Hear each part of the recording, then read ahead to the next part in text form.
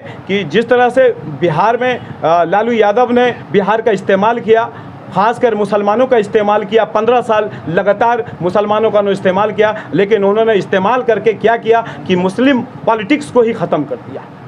जब आरजेडी से मुसलमान घबरा गए तो वो जनता दल यूनाइटेड की ओर गए और जनता दल यूनाइटेड ने 18 साल तक मुसलमानों को ठगा। लास्ट ऑफ ऑल एक ऐसा स्टेप जनता दल यूनाइटेड लेती है। मैं जनता दल यूनाइटेड का प्रदेश उपाध्यक्ष सह प्रवक्ता भी रहा हूं। मैंने उसको रिज़ाइन कर दिया। भारतवर्ष में उनका चेहरा है, कितने सरकार बनाए वो, लेकिन क्या लगता है वो अपनी पार्टी को संभाल पाएंगे यहाँ बिहार में? पार्टी को संभाल ही नहीं पाएंगे। प्रशांत किशोर जी जो काम पहले करते थे वो काम आज भी कर रहे हैं और वो पार्टी के सूत्रधार हैं। और पहले वो बड़े बड़े पॉलिटिकल पार्टियों को मशवरे देते थे, अब जो है जनता की एक पार्टी बना रहे हैं और जनता की पार्टी बनाकर उनको गाइडलाइन देंगे। उनको संगठन का नेतृत्व नहीं करेंगे, वो सत्ता का हिमायती नहीं है, वो साइड में है। तो मौलिक रूप से ये दो बात। नमस्कार, आदाब, सलाम, सत श्री अकाल। आप देखना शुरू कर चुके हैं SRN न्यूज़ में रिजवी। देखिए मैं अभी मौजूद हूँ पटना सिटी पठान टोली में और आपको बताते चले कि यहाँ पे आज जन स्वराज के द्वारा यहाँ पे एक बैठक की गई थी जो 1 सितंबर को बापू सभागार पटना में एक बड़ा ही भव्य सम्मेलन होने जा रहा है अल्पसंख्यक का।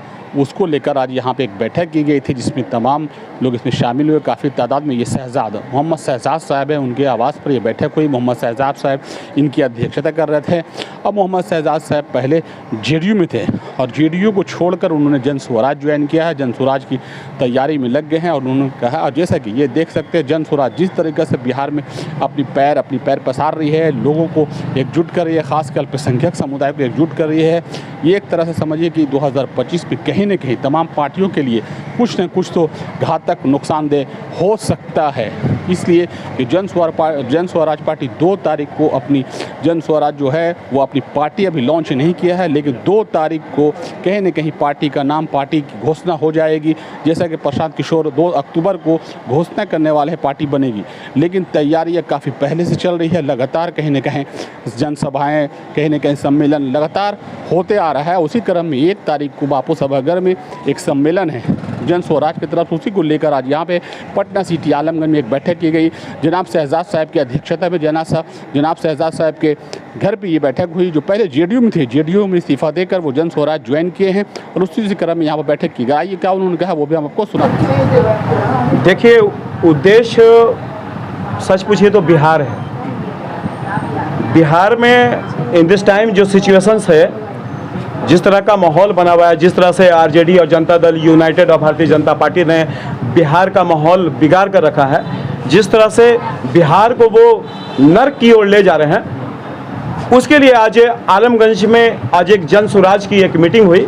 और इस मीटिंग का सबसे बड़ा मकसद ये है कि 1 सितंबर को गांधी मैदान के नज़दीक बापू सभागार में एक प्रोग्राम इंटायर बिहार के मुसलमानों के लिए रखा गया है। उसमें माननीय प्रशांत किशोर जी वहाँ पे मौजूद होंगे और वो अपनी बातों को सभा में रखेंगे और तमाम इंटेलेक्चुअल लोग उस दिन वहाँ पे मौजूद होंगे और अपनी बातों को उनसे सवाल जवाब भी कर सकते हैं। तो मकसद यहाँ पर ये है कि जिस तरह से बिहार में लालू यादव ने बिहार का इस्तेमाल किया, खासकर मुसलमानों का इस्तेमाल किया, 15 साल लगातार मुसलमानों का इस्तेमाल किया, लेकिन उन्होंने इस्तेमाल करके क्या किया कि मुस्लिम पॉलिटिक्स को ही ख़त्म कर दिया।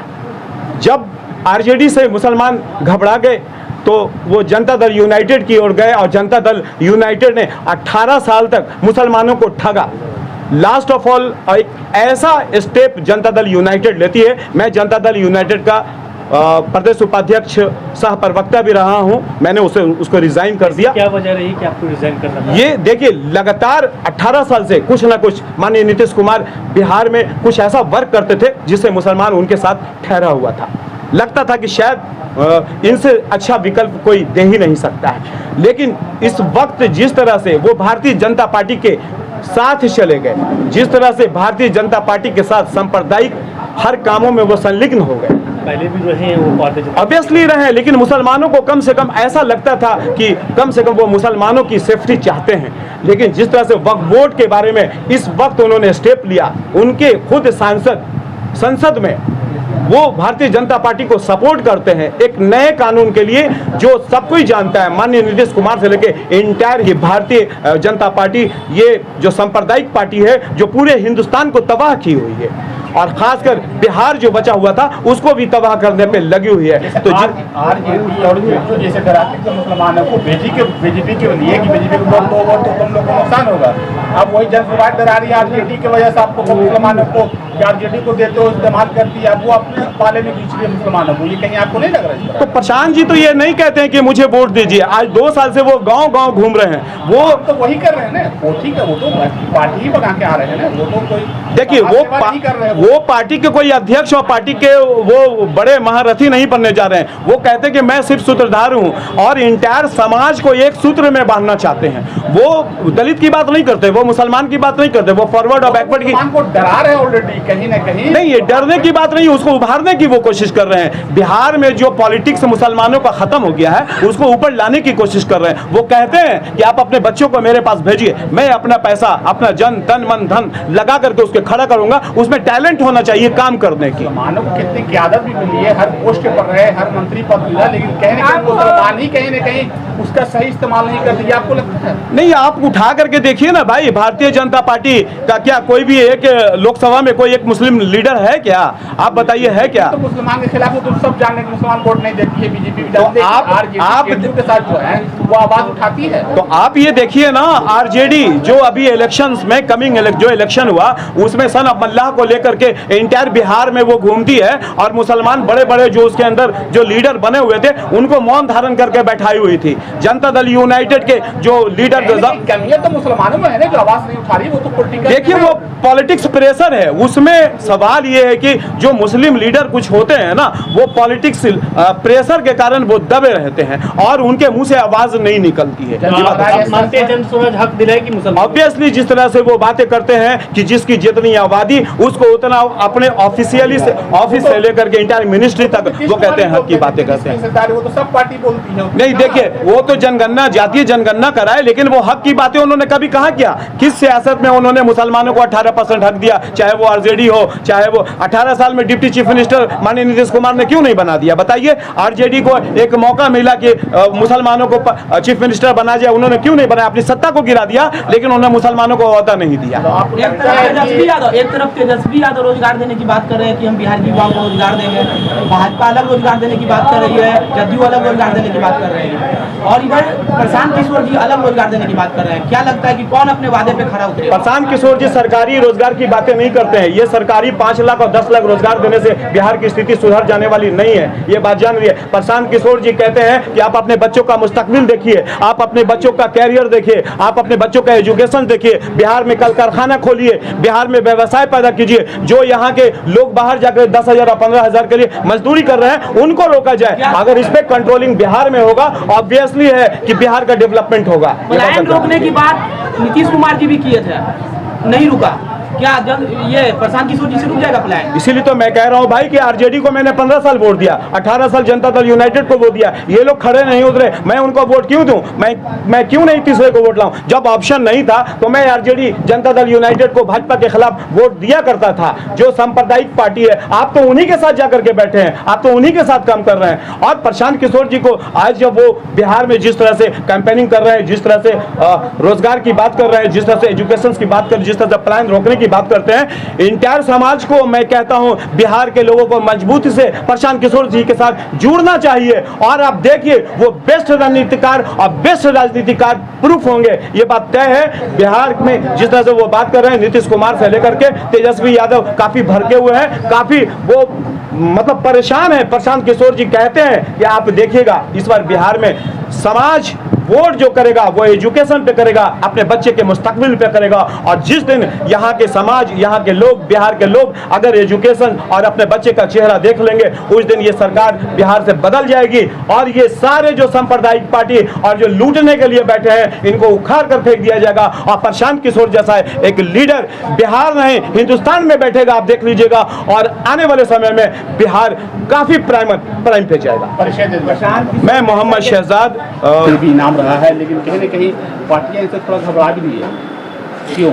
देखिए, जनसुराज जो आया, जनसुराज की धमक और जनसुराज ने जिस तरह अब दस्तक दी है बिहार के दरवाजे पर, उससे तमाम पार्टियों की नींदें उड़ी हुई हैं।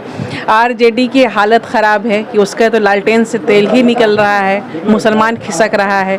यहाँ बीजेपी की भी भारी संकट में पड़ गई है, उसका जो कोर वोट बैंक था, जो दलित वोट बैंक था, वो खिसक रहा है और बीजेपी का अपना अस्तित्व ही जो है ख़तरे में आ गया है। तो प्रशांत किशोर जी कहते हैं कि मेरी सीधी लड़ाई जो है एनडीए से है, बीजेपी के साथ है। आज कितना सीटों पर हम 243 सीटों पर, तमाम सीटों पर चुनाव लड़ने वाले हैं और हमें एक भारी जीत हम दर्ज करेंगे। या तो हम अर्श पर रहेंगे या फर्श पर रहेंगे। प्रशांत किशोर जी कहते हैं बीच में रहने का जो है हमारा कोई सोच नहीं है, या तो हम जीतेंगे या फिर बिल्कुल फर्श पर रहेंगे। पार्टी से वो गठबंधन भी करेंगे अगर? कभी नहीं। या तो सरकार बनाएंगे तो फुल बहुमत के साथ बनाएंगे, या फिर हम सरकार से बाहर रहेंगे। बीच का कोई हमारे पास विकल्प नहीं है। पार्टियां तमाम ऐसा ही कहती है कि हम आप देखिए, सबसे पहले तो हमारी पार्टी 2 अक्टूबर को बनने वाली है और जनसुराज ये एक तारीख, एक हिस्ट्री लिखने वाला है, बल्कि लिख चुका है कि जो पार्टी अभी बनी नहीं है उसके 1 करोड़ फाउंडर मेंबर हैं। आज बड़ी बड़ी पार्टियां जो 20 सालों से और 50 सालों से यहाँ राज कर रही हैं, उनके भी 1 करोड़ मेंबर नहीं हैं। तो ये एक बड़ी बात है। पहले ही से बड़ा चेहरा है, उसमें कोई शक नहीं है। प्रशांत किशोर का चेहरा पूरे भारतवर्ष में उनका चेहरा है, कितनी सरकार बनाए वो, लेकिन क्या लगता है वो अपनी पार्टी को संभाल पाएंगे यहाँ बिहार में? पार्टी को संभाल ही नहीं पाएंगे। प्रशांत किशोर जी जो काम पहले करते थे वो काम आज भी कर रहे हैं और वो पार्टी के सूत्रधार हैं। और पहले वो बड़े बड़े पॉलिटिकल पार्टियों को मशवरे देते थे, अब जो है जनता की एक पार्टी बना रहे हैं और जनता की पार्टी बनाकर उनको गाइडलाइन देंगे, उनको मशवरा देंगे कि आपको किस तरह बिहार में हुकूमत करनी है, बिहार को किस तरह बदलना है। वो बिहार के बेटा हैं और अपने बेटा होने का फर्ज निभा रहे हैं। आपके भी घर में परिवार में कोई एक बेटा पढ़ लिख कर बाहर चला जाता है, बड़ा अफसर बन जाता है, तो उसकी कोशिश होती है कि सबसे पहले अपने घर को हम बदलें, घर को सुधारें, घर के परिवार के लोगों को आगे बढ़ाएं। तो प्रशांत किशोर जी यही काम कर रहे हैं, बिहार का बेटा होने का फर्ज निभा रहे हैं। मैं सदफ इकबाल हूँ और गया 12 चिट्ठी से मेरा ताल्लुक़ है और जनसुराज में अभी प्रवक्ता हूँ और संविधान बनाने वाली कमेटी की मेंबर।